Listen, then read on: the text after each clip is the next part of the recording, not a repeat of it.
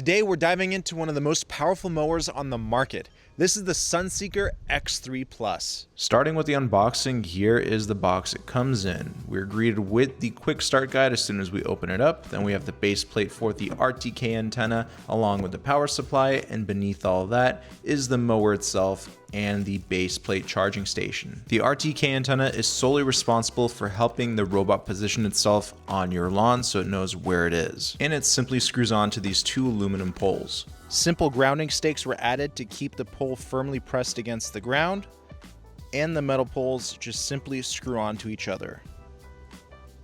Once you've downloaded the Sunseeker app, make sure you follow the instructions very closely.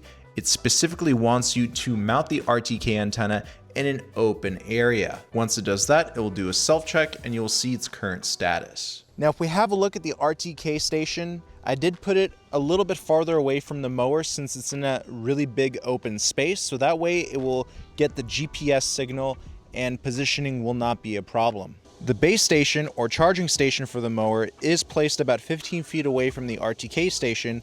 This worked better for me because the power cable for the base station is a little bit shorter. Once the RTK antenna has been set up, I then place the mower in its docking station, let it charge, and then I connect it to the app and start with creating a new map. When creating a new map, the mower will do a self-check to make sure everything is working properly. Then it will start leaving the docking station and you'll have digital joysticks along with AI to help you map out your yard. So it's a good idea to stand behind your mower at all times, just a few feet while everything is being mapped out. The mapping process overall is very simple, especially with Sunseeker's AI turned on. Once it's been mapped out, you can start accessing the mower settings, such as the cutting direction, cutting spacing, and of course, you can set schedules on each day of the week on when you want the mower to work, and you can also turn on and off the rain delay. Once your yard is fully mapped out, then you can press on the start button and the mower will start mowing. So really quick, let me give you a breakdown of how this mower works. We have camera sensors right here in the front, along with the LED light for low lit situations. We also have an obstacle bumper in the front, so this is a sensor. If the mower bumps into anything very gently, it will detect it, back off, and move to a different section of the lawn. We have two drive wheels on the side here, and we have two guiding wheels in the back. On the top, we'll have an emergency stop button, and if we flip up this cover here, we'll have access to the cutting height of the blade, and we have some other controls as well. So over here is the dial for the cutting height. This will actually adjust the height of the spinning blades at the bottom. So we have 9 different selections right there. Over here we have the power button, start button, home button, and OK button. Rarely will you need to actually ever touch these buttons unless you want to reset the mower, start it manually, or just see if there's any error codes or current status of the mower.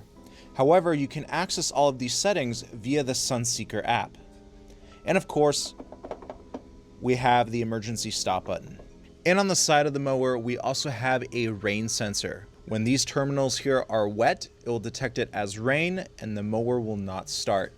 Of course, you can disable this function within the Sunseeker app as well. Here's the underside of the mower. We have 3 spinning blades. We have the caster wheels, and of course we have the drive wheels right here in the back. Now, if this mower is ever lifted up, it will automatically disable any of the blades from spinning.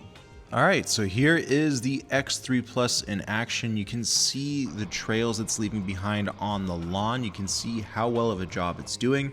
Its motor is quiet with only 60 decibels of sound coming out of it. The unique suspension system will also make sure that it does not rub the lawn bald, which is very important. Battery life is about 2 hours with a 90-minute recharge time. It's equipped with a 5 amp hour battery. Now let's have a look at the obstacle avoidance performance. As you can see here with stationary objects, it does fine. And with moving objects, it also does really fine. Take a look at that. And it uses Sunseeker's always-on navigation system for accurate positioning and more efficient grass cutting. The mower can also work over uneven terrain and climb up pretty steep slopes. So the big question, who is this mower for? Well, if you're a homeowner with Lots of lawn space? That's for you. If you are a commercial landscaper and you want to focus on other parts of the landscaping besides just the cutting of the grass, boom, this mower's for you.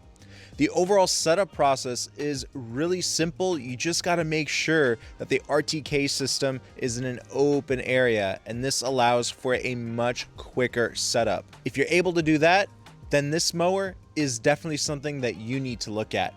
So if you're interested in the X3 Plus from Sunseeker, make sure you check out the link down below. Let me know what you think about it in the comment section, and I'll see you in another video. Peace.